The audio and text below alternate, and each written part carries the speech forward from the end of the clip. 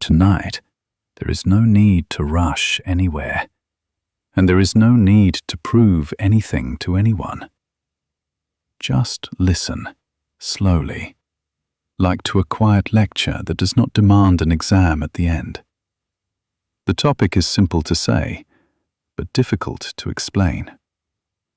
Moments when time seems to behave in a strange way, as if it has thin places, soft seams, and hidden doors. Imagine a normal evening in a familiar city. The pavement is ordinary. The lights in the windows are ordinary. The air is ordinary. People walk by, cars pass, and everything follows the same predictable rhythm. And then, for 1 second, something shifts. Not like a loud explosion, not like a horror scene, more like a tiny adjustment on an invisible dial. The sound becomes slightly dull, the light changes its tone, and the world feels, for a heartbeat, a little less solid. You blink, you take a step, and it seems like it is over. Nothing dramatic happened, and yet, somewhere deep inside, a question remains. What if time is not as firm as it looks? There is a story told about New York in 1952. A man was struck by a car on Broadway. He was dressed in old-fashioned clothing, and he carried items that looked old as well. The strange part was his identification. It appeared to have been issued many decades earlier. Even stranger, the address written on his papers led nowhere, because the street no longer existed. And then, as the story continues, an elderly woman was found who presented a photograph dated 1884, showing the same man in the same old suit. This is not a proof of a time machine. It is simply the kind of detail that lodges in the mind like a small splinter. Not because it convinces you, but because it refuses to disappear. And now, slowly, calmly, without trying to force a conclusion, we will walk through 7 stories where people seem to slip out of their own time. You can believe them, you can doubt them, or you can hold them gently in the middle, the way you might hold a strange dream in the morning, unsure, but still affected by it. We begin not with a laboratory, not with space, and not with futuristic machines. We begin with a ravine. In Moscow, on the territory of the Kolomenskoye Museum Reserve, there is a place known as Golosov Ravine. The name itself feels like it belongs to folklore, and folklore does gather around it. People have told stories of a fog that appears there, dense and sometimes greenish, and of a strange corridor inside that fog. The idea sounds simple. You step into the mist, and you step out later. The problem is that later does not mean the same thing for you and for the world. One episode is described with a documentary flavor. In 1621, the story says, a small mounted detachment suddenly appeared near the gates of the royal estate in Kolomenskoye. They were captured at once. Under questioning, they claimed they were warriors of the Crimean Khan Devlet-Girey, and that they had taken part in a campaign against Moscow that happened back in 1571. Their explanation was almost childlike in its simplicity. They said they were fleeing pursuit. They entered the ravine. It was filled with thick fog, and within minutes they rode out again. Only it was no longer their time. Half a century had passed. For them, minutes. For the world, decades. A skeptic can easily say, impossible. And skepticism is healthy. But these stories do not survive because they are possible. They survive because of the stubborn little details. The story adds that the weapons and equipment looked like outdated models, consistent with an earlier period. It also describes an intense interrogation, as if authorities were trying, seriously, to understand what was happening. Whether or not this event truly occurred as described, the pattern is already forming. A place, a fog, a short experience, and a long gap in time. Another episode, set in the 19th century, is even more human, and therefore more disturbing. Two peasants named Arhip Kuzmin and Ivan Bochkaryov were returning to their village at night. They chose to cut through the ravine. It was dark, and the ravine was filled with fog. The story speaks of a corridor of pale green light. They entered, and inside they encountered tall, shaggy beings who gestured as if warning them and pointing back. The men exited quickly, believing they had been inside for only minutes. But when they reached home, their world had moved forward 20 years. Their wives were older, their children were grown, and recognition, the story suggests, came with difficulty.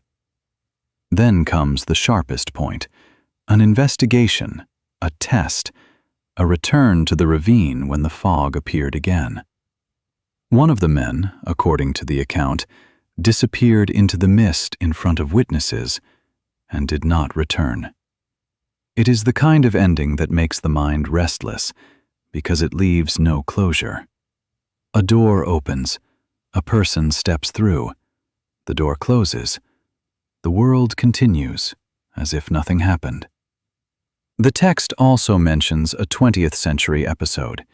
In 1926, a Soviet policeman in the same area reportedly encountered a tall, shaggy creature in the fog, and newspapers even ran stories about it. Whether this belongs more to urban legend than to history, it shows how the ravine became a magnet for the same idea, the fog as a boundary, and the boundary as a strange kind of gate. From Moscow, the stories move to Spain. There is mention of a small settlement high above sea level, abandoned long ago, its ruins still attracting visitors. And again, as the story is told, a greenish fog sometimes appears there, thick and unnatural in tone. A man named Enrique Martinez Ortiz went mushroom picking with friends. One moment he was talking to them in the mist, close enough to hear clearly, and the next moment, silence. No footsteps running away, no call for help, no visible trail. On the ground, only his basket remained. Searching followed, described as extensive, even involving police. Nothing was found. And then the story adds a dreamlike detail. Shortly before, people had reportedly seen monks in unusual clothing in the same fog, figures that did not belong there. This detail may feel like ornamentation, like an attempt to paint the scene with mystery. But it also reveals something about why these stories are powerful. They do not frighten by loudness, they frighten by quietness. A person disappears, and the world does not even make a sound. Next comes a story where the clue is not a place and not a memory, but an object. In 1994, fishermen in the cold northern waters of the Atlantic reportedly found a very young girl, freezing but alive, tied to a life buoy. On the life buoy was written a word that carries a whole universe of meaning: Titanic. And the story adds that the girl was found near the area where the ship sank in 1912. Here, the mind reacts in two ways at once. One part of the mind says, "Too many coincidences, this cannot be real." Another part says, "But what if an object can travel, even if a person cannot?" Objects feel convincing because they are tangible. You can point to an inscription. You can hold a life buoy. An object does not rely on someone's memory, and yet, because of that same tangibility, the questions become sharper. How could a child survive in that water? How could such a life buoy appear there? How could it connect to a disaster so long ago? For a sleep lecture, there is no need to decide. The value of this story is not in forcing a verdict, but in observing how a single physical detail, a name on a ring of rubber, can make time feel porous, like something that might leak. After that, the stories turn from objects to knowledge. In 1987, in Hong Kong, there is said to have appeared a boy who claimed to be from ancient China. The story insists that the boy spoke ancient Chinese fluently, that he knew biographies of historical figures, that he navigated the history of China and Japan with confidence, and that he possessed details known only to specialists. The boy was reportedly dressed in ancient-style clothing, and then, in 1988, he disappeared as suddenly as he had arrived. What makes this kind of story unsettling is the difference between learning and remembering. A child can learn many things, but when someone speaks as if they belong to another world, the listener feels a strange shift. It may be performance, imagination, or psychological complexity. It may be a misunderstanding, or it may be a rare and unknown phenomenon. Again, there is no need to fight the story. We can simply note that the mystery has moved inward. It is no longer only about fog or locations. It is about the mind itself and what it can carry.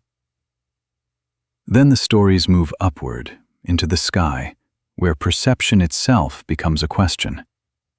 The text describes accounts from pilots who, during flights, saw scenes below that did not match the present.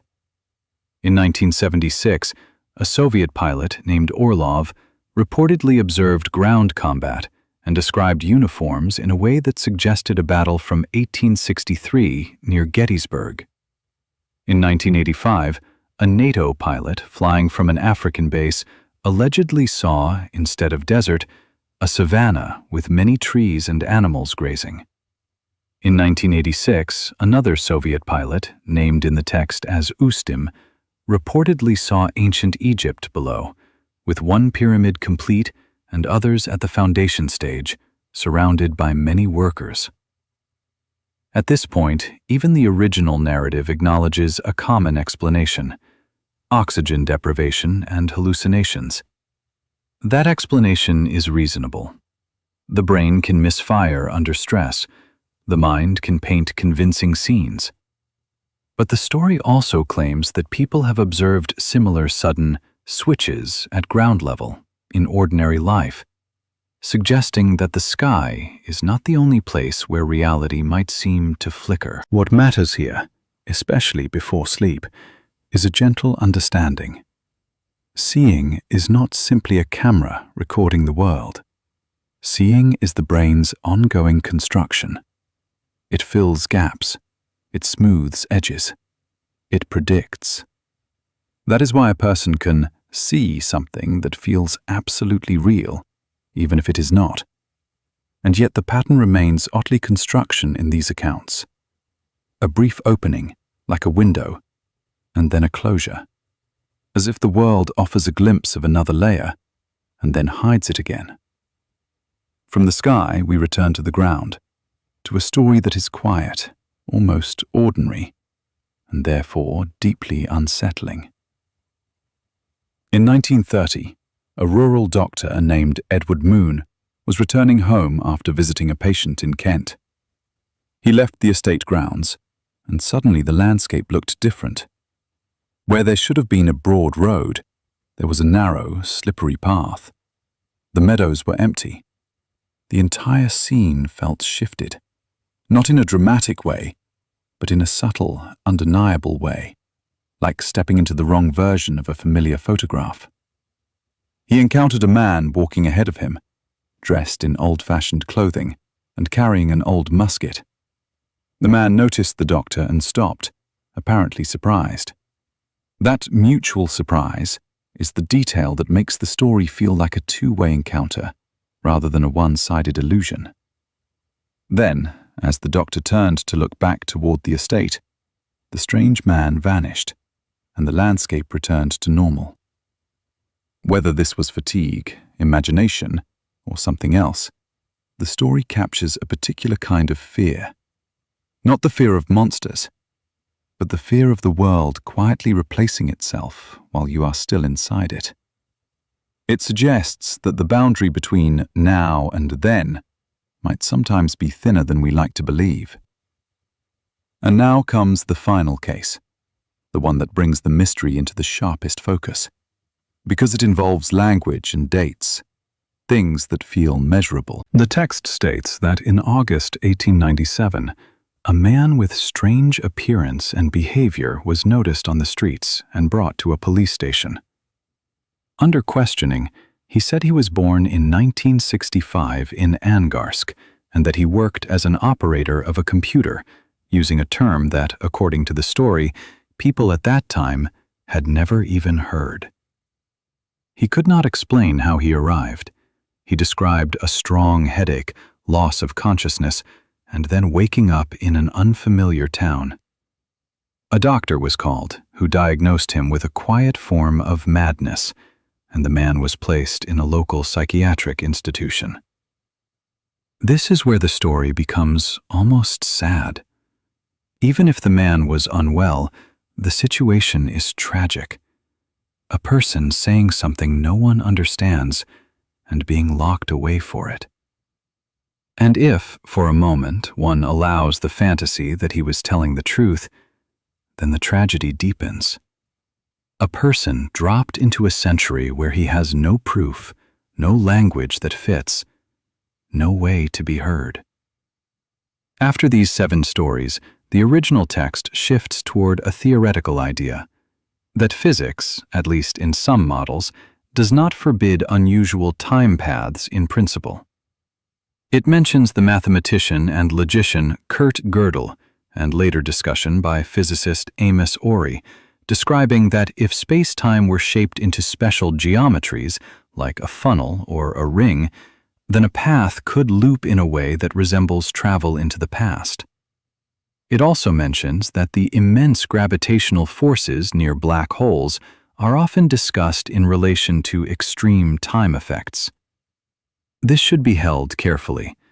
These are not claims that a ravine fog is a black hole, or that an old musket proves a time corridor. They are simply reminders that time, in serious scientific thought, is not always a simple straight line that ticks the same for everyone, everywhere. In some conditions, the way time behaves can stretch, compress, or bend relative to another observer. That alone is enough to keep the imagination alive, because it means the universe is not obligated to match our most comfortable intuitions. And now, as the lecture slows toward its end, there is no need to solve the puzzle. Before sleep, the mind does not need a final verdict. The mind can simply notice a pattern. In these stories, time seems to behave like water rather than like stone. It can form currents. It can hide deep layers. It can carry objects. It can create fog-like boundaries. It can reveal a scene for a moment and then close it again. Some of these stories may be legends. Some may be misunderstandings. Some may be exaggerations shaped by repetition. But the feeling they leave is consistent. The world is larger and stranger than everyday habits allow us to remember. So here is a final question, asked gently, with no pressure to answer it now. Which of these episodes felt the most human, the most believable? Not because it was the most dramatic, but because it was simple. The fog that stole years. The ruins where someone vanished mid-conversation. The lifebuoy with a famous name. The child with a language out of place. The pilots looking down at another era. The doctor on a road that changed. The man who spoke from a century ahead. You do not have to choose. You can let the question float, like a quiet boat on dark water. And you can let sleep do what it does best. Soften the edges, slow the thoughts, and leave you with a calm sense of mystery. Mystery not as fear, but as a gentle reminder that not everything needs to be explained tonight.